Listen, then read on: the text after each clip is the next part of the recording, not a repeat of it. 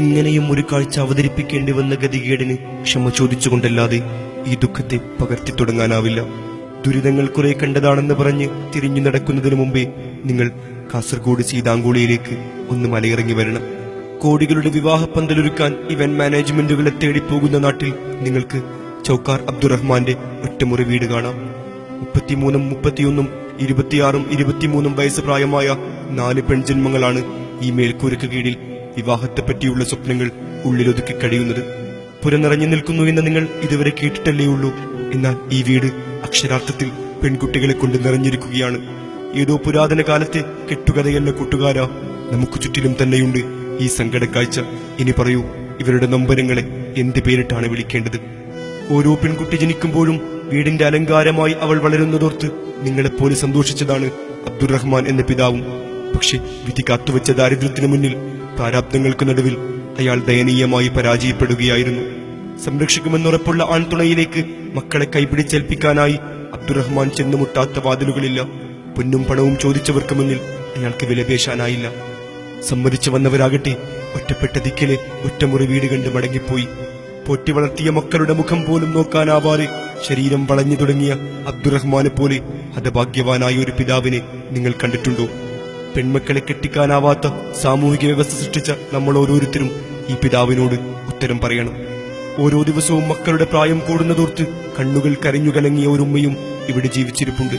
30 കഴിഞ്ഞ 2 പേരടക്കം 4 പെൺമക്കൾക്കിടയിലെ ഈ ഉമ്മയുടെ മാനസികാവസ്ഥ ഒരൊറ്റ നിമിഷത്തേക്ക് ആലോചിച്ചു നോക്കൂ. ആർക്കാണ് ആ ചിത്രം മനസ്സിൽ നിന്ന് മായ്ച്ചു കളയാനാവുക? ഇവർ 4 പേർക്കും താഴെ ഡിഗ്രിക്ക് പഠിക്കുന്ന ഒരു പെൺകുട്ടി കൂടി ഈ കൂരയിൽ വളർന്നു വരുന്നത് ഒരു ഉൾക്കിടിലത്തോടെ നമ്മൾ അറിയണം. കുടുംബത്തിന് താങ്ങാവേണ്ടിയിരുന്ന സാദിഖ് എന്ന ഇവരുടെ സഹോദരൻ ബുദ്ധിവൈകല്യമുള്ള എൻഡോസൾഫാൻ രോഗിയാണെന്നുകൂടി നിങ്ങൾ വിശ്വസിച്ചേ തീരൂ.